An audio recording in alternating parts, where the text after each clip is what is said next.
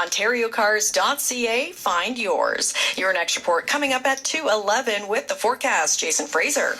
Well, for many of us across the GTA, Barb, we're getting a break from some of the snow showers. Those of you to the north of the city of Toronto right now are still seeing some snow showers. Latter half of the evening, that's when we'll see partly cloudy skies, but it will continue to be breezy. We'll see the winds gusting up to about 30 kilometers per hour and the low temperature right around -2. Right now, it's +4 degrees at Pearson. Guaranteed high is 6 degrees. 680 News Time, 2:02. We begin with breaking news from the Ford government. Provincial parks will open back up to the public on Monday. The move allowing people a place to enjoy the outdoors, but it comes with a caveat. Physical distancing rules will still be in place. 680's Michelle Mackey joins us live with more details. Michelle. Caitlin, just in time for the long weekend. Premier Ford says Ontario will begin opening provincial parks and conservation reserves for day use. These places will be open for walking, hiking, bird watching, and biking.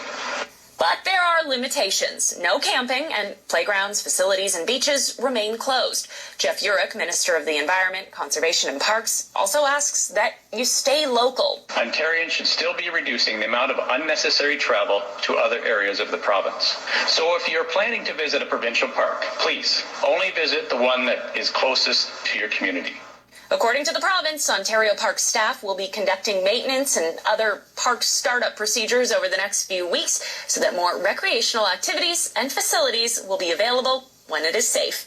Reporting live, I'm Michelle Mackey.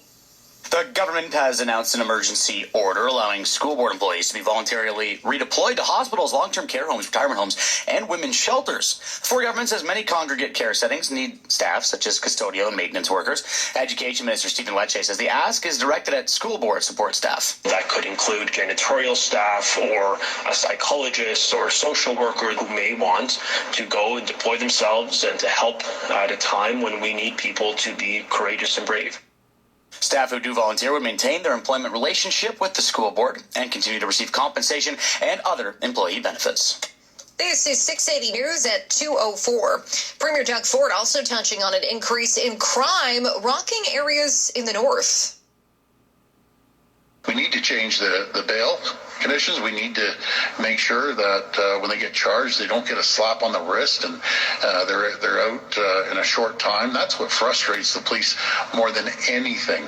Once we catch these thugs, the federal government has to change the laws and start toughening up on the sentences. Ford said as premier, he's made it his mission to, quote, target the thugs that continue to harm people and vows to protect families. The premier also hinted at a, quote, great announcement with regards to the OPP he says will come in the next week or so.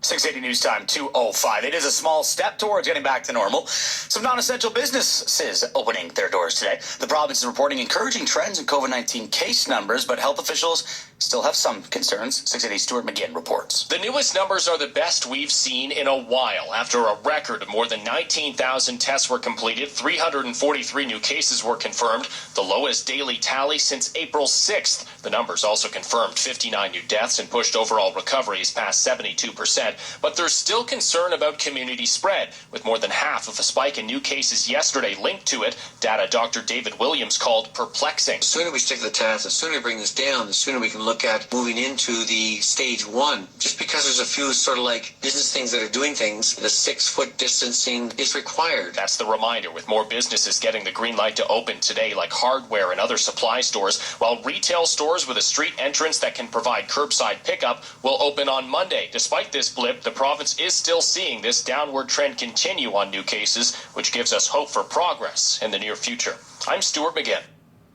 680 News Time, 2:06. The average temperature this time of year should be around 17 degrees, but you've been outside today, you know that's clearly not the case. Here's 680's Zahara Shimi. Mother Nature, you have some explaining to do. We're almost halfway through spring, and for some reason, it's still cold. This morning, we had a low of -4 at Pearson. That's a new record for this time of year. The previous record was 2.2 degrees set back in 1966. 680's meteorologist Jason Fraser says it's supposed to get a lot better next week. We're expecting temperatures in the upper teens. We're talking about plus 19 degrees, likely for Friday. I think some spots in the GTA could end up seeing 20 degrees by Friday. Now, the bad news is it's probably going to be chilly. Until then, temperatures will likely stay in the single digits until late next week. For the latest updates, stay tuned to our 680 weather reports. They play every 10 minutes on the ones. I'm Zahir Hashimi. And that poor visibility from the winter-like weather conditions has put a halt on the Snowbirds' plans to fly over southern Ontario today. The team's Twitter account said that due to snow and hail in and around the city, the planes will hold in Trenton for 24 hours. The Snowbirds have been doing a cross-country salute to Canadians, helping fight the spread of COVID-19 since last weekend, starting in Nova Scotia. Canadians are being encouraged to observe the flyovers from the safety of their own home and refrain from traveling to see the show. 680 News Time, 2:07. As city and provincial officials begin to loosen COVID-19 restrictions, transit users are expected to start trickling back to the TTC to work, shop, and get around. But the transit network says when riders do return, it will look different than before lockdown. Experts in other jurisdictions have pursued ideas like directing all passengers to wear masks and modifying stations to allow for physical distancing. It comes as the city prepares for the TTC to operate at reduced capacity during recovery. The active TO plan unveiled Wednesday includes a proposal to install bike lanes that mirror major TTC routes in order to create a safety valve for the transit system. This is 680 News at 2:08. During his daily briefing this morning, Prime Minister Justin Trudeau had a special message for mothers everywhere. You might want to get up early to make her breakfast, or ask Dad to help you get her some flowers. Or if you're not together this year because of the virus or other reasons, you can draw her a card or set up a video call. Whatever you do, I'm sure what you'll choose to do will make her day and express how much you love her, how much you need her. Trudeau says while the pandemic has made things difficult, everyone can get creative in celebrating mothers around the world. Road crews working hard to give your tires and suspension a break this weekend. The city conducting its second spring pothole blitz today. Nearly 50 crews hitting the city's expressways, major roads, and neighborhood streets for a 12-hour-long blitz. Eric Holmes with the City of Toronto has a message for drivers. Please give them the space that they need.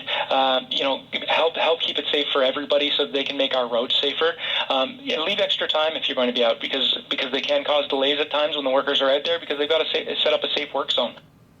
So far, crews have repaired more than 93,000 potholes this year, including about 12,000 in April alone. The next blitz scheduled for May 23rd. And sports are back tonight. For mixed martial arts fans, this card is sick. Think about it. The UFC had to cancel a bunch of shows because of COVID, so President Dana White picked the best fights from all of those shows and put them on this one card. It's nuts. The main event, Tony Ferguson defending his interim lightweight title against Justin Gaethje. Fire, according to the president. I guarantee you, this fight is going to be insane. I can also guarantee you it will be one of the nominated fights for Fight of the Year this year. Impossible for this fight not to be incredible. Also, two-division champion and former Olympic gold medalist Henry Cejudo defends his bantamweight title against former champ Dominic Cruz. This card is so deep, Cowboy Cerrone, who last fought Conor McGregor, is on the prelims. Watch the main card on Sportsnet pay-per-view. I'm Jeff Rahoman. This is 680 News. Time now for the 680 News gas price update. And Pro predicts the price will